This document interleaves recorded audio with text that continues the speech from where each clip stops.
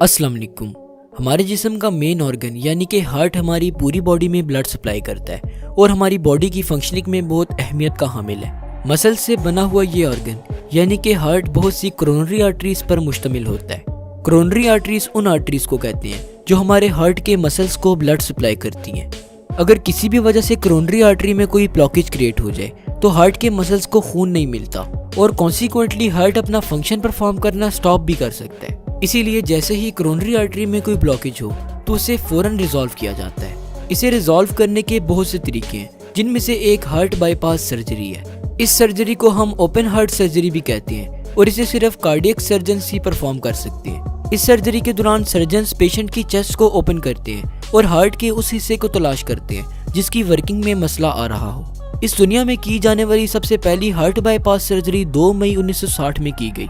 ये surgery United states के Albert Einstein college of medicine Bronx municipal hospital में की गई और इसे परफॉर्म करने वाले सर्जन्स रॉबर्ट एच गोइट्स और माइकल रोहमन थे। बाईपास सर्जरी के दौरान बॉडी के किसी भी पार्ट से आर्टरी या वेन कट की जाती है और इसे ब्लॉक्ड कोरोनरी आर्टरी की जगह प्लेस कर दिया जाता है। आर्टरी या वेन प्लेस करने के बाद इस बात को यकीनी बनाया जाता है कि हार्ट के मसल्स को ऑक्सीजन रिच ब्लड सप्लाई हो रहा हो। बाज़-औक़ात सर्जन्स एक ही ऑपरेशन के दौरान एक से ज़्यादा कोरोनरी आर्टरी को रिप्लेस करते हैं और इनकी जगह फंक्शनल आर्टरीज को ग्राफ्ट कर देते हैं। सर्जन्स का मेन फोकस ये होता है कि हार्ट के मसल्स को ऑक्सीजन रिच ब्लड सप्लाई होता रहे। बाईपास ऑपरेशन के बाद पेशेंट को जनरल एनेस्थीसिया दी जाती है। जनरल एनेस्थीसिया एक ड्रग है जिसे इंट्रावेनियसली पेशेंट की बॉडी में इंसर्ट कर दिया जाता है। इस ड्रग की वजह से पेशेंट की बॉडी अनकॉन्शियस कंडीशन में रहती है और इसे पेन का एहसास नहीं होता। इसके अलावा पेशेंट के माउथ में ब्रीथिंग ट्यूब भी इंसर्ट कर दी जाती है जिसकी मदद से वो सांस लेता रहता है। पेशेंट के यूरिनरी ब्लैडर में सर्जन्स कैथेटर डाल देते हैं और यूरिन की एक्सक्रीशन कैथेटर के थ्रू होती है। कैथेटर एक ट्यूब को कहते हैं जो आमतौर पर यूरिनरी ब्लैडर में इंसर्ट की जाती है ताकि यूरिन की एक्सक्रीशन इस ट्यूब के थ्रू हो सके। कोरोनरी आर्टरी बाईपास सर्जरी का प्रोसेस आमतौर पर सर्जन्स 3 से 6 घंटों में मुकम्मल करते हैं। इस प्रोसेस के दौरान सर्जन्स पेशेंट की ब्रेस्ट बोन के ऊपर प्रेजेंट स्किन में एक कट लगाते हैं। कट लगाने के बाद सर्जन्स रिब केज को खोलते हैं ताकि हार्ट को ऑपरेट कर सके। बाईपास सर्जरी के दौरान सर्जन्स सर्कुलेटरी सिस्टम को हार्ट लंग मशीन के साथ कनेक्ट कर देते हैं। हार्ट लंग मशीन टेम्परेरी तौर पर हमारी बॉडी में हार्ट और लंग्स के फंक्शन को परफॉर्म करती है। इस मशीन की वजह से हार्ट का फंक्शन कुछ देर के लिए स्टॉप हो जाता है और सर्जन्स आर्टरीज या वेन्स का ग्राफ्ट ब्लॉक्ड कोरोनरी आर्टरी की जगह प्लेस कर देते हैं। ग्राफ्ट के तौर पर जो आर्टरीज यूज की जाती हैं उनमें चेस्ट में प्रेजेंट थोरैसिक आर्टरी और लेग में प्रेजेंट स्फेनस वेन शामिल हैं। सर्जन्स इन ग्राफ्ट आर्टरीज या वेन्स को ब्लॉक्ड कोरोनरी आर्टरी की जगह सीव कर देते हैं। ग्राफ्ट आर्टरी को सिक्योरली प्लेस करने के बाद सर्जन्स हार्ट को इलेक्ट्रिकल सिग्नल प्रोवाइड करते हैं ताकि हार्ट बीट को रिस्टोर किया जा सके।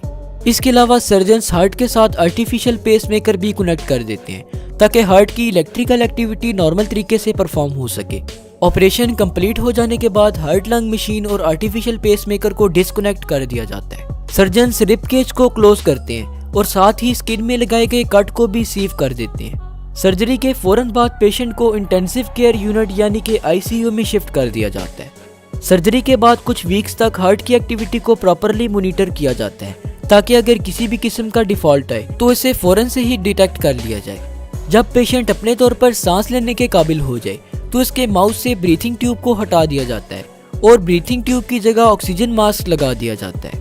कैथेटर जिसे ऑपरेशन से पहले यूरिनरी ब्लैडर में लगाया गया था उसे भी ऑपरेशन के 3 से 4 दिन बाद निकाल दिया जाता है। अब हम कुछ ऐसी कॉम्प्लिकेशंस को डिस्कस करेंगे जो ओपन हार्ट सर्जरी को सक्सेसफुल होने से रोकती हैं। डॉक्टर्स अगर इनमें से किसी भी कॉम्प्लिकेशंस को डायग्नोज कर ले तो वो पेशेंट की ओपन हार्ट सर्जरी को करस्पॉन्ड कर देते हैं। इन कॉम्प्लिकेशंस में डायबिटीज, एम्फाइसेमा और किडनी डिजीजेस शामिल हैं। डायबिटीज को आम जुबान में शुगर की बीमारी कहते हैं जबकि एम्फाइसेमा एक लंग डिजीज है। ओपन हार्ट सर्जरी के बाद पेशेंट को जिन चीज़ों का रिस्क होता है उनमें bleeding, blood clot, chest pain, infection, heart attack और किडनी फेलियर वगैरह शामिल है। ओपन हार्ट सर्जरी से पहले जिन टेस्ट को किया जाता है उनमें blood test, chest X-ray, electrocardiograph और एंजियोग्राम वगैरह शामिल हैं।